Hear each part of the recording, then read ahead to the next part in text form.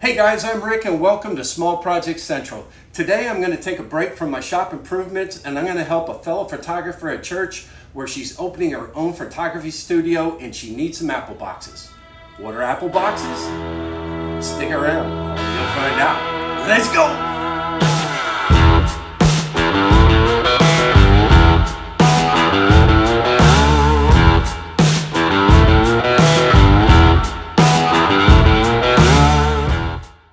Apple boxes are wooden crates or boxes that are used in film and photography production. They're named for their resemblance to shipping crates for apples and were first used by the Hollywood crews as early as the 1900s. Apple boxes are a staple in the film and photography industry.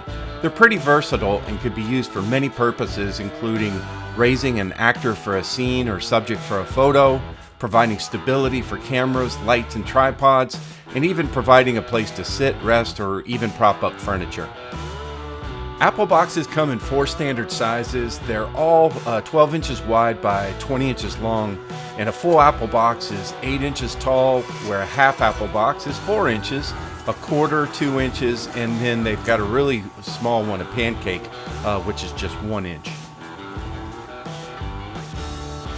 For the 8-inch and 4-inch height boxes, they typically have elongated holes in the sides to easily pick up, or can even be used to feed a strap through to hold the box down to another surface. To achieve this, I'm using a 1 3/8-inch Forstner bit, drilling 2 parallel holes in the side panels, and then completing the holes using a jigsaw.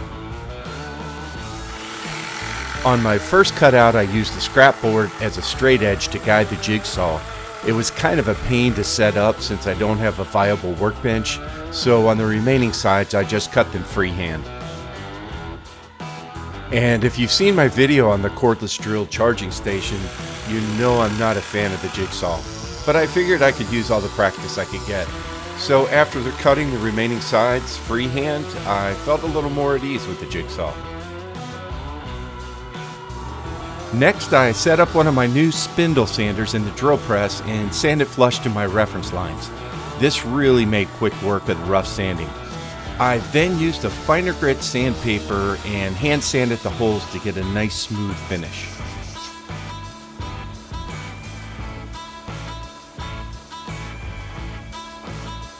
Now I had all my pieces cut to size and was ready to assemble the boxes.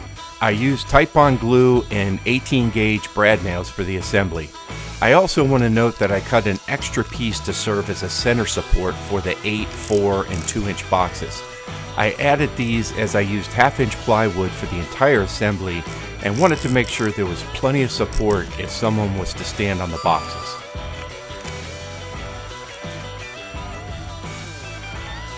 I also bought a new glue dispenser as I'm pretty shaky and needed something to help me apply glue without spilling it everywhere.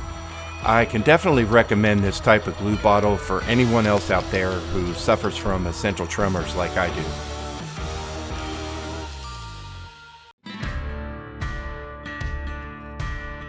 My next step was to use an 1/8-inch roundover bit to soften the edges and hole cutouts. I think this made the boxes look better and definitely more functional with no sharp edges. I then used a wood filler to fill all the brad nail holes. The wood filler was pretty dried out, so I added a little acetone into the jar and stirred it up. This brought the wood filler back to life.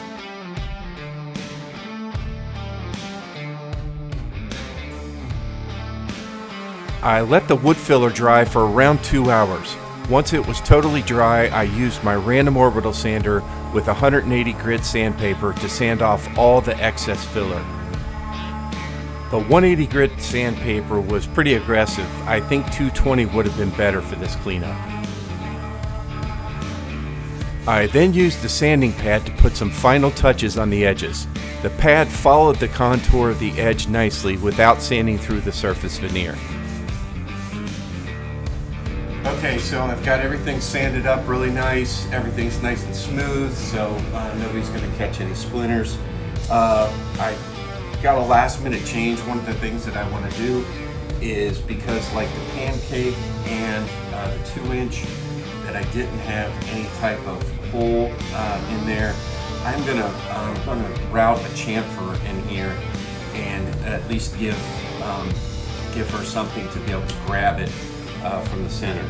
So I'm marking, it's 12 overall, so I'm going to go 4, I'm going to go 8, and then just remove that little bit right there.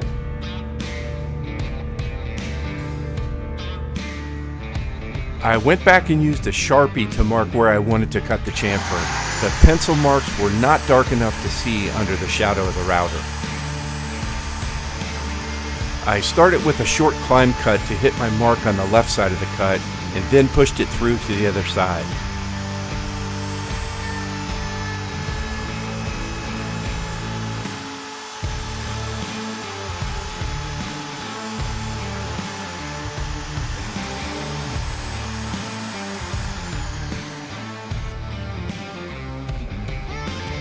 A quick hand sand on the chamfer cut to take out any chatter, and this project was almost complete.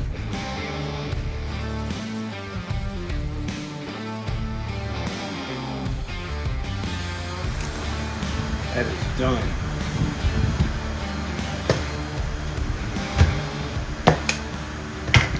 Give them a quick blow off and we're good to go.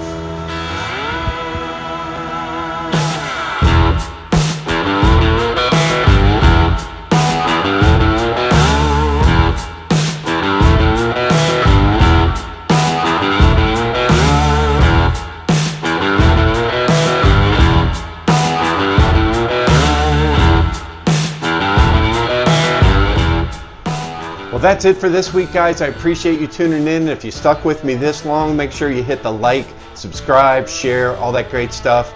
Even though today was a simple build, this is going to prove to be a great asset in Nicole's new photography studio. And stick with me next week when I bring you some awesome shop updates. Thanks. Catch you on the next one.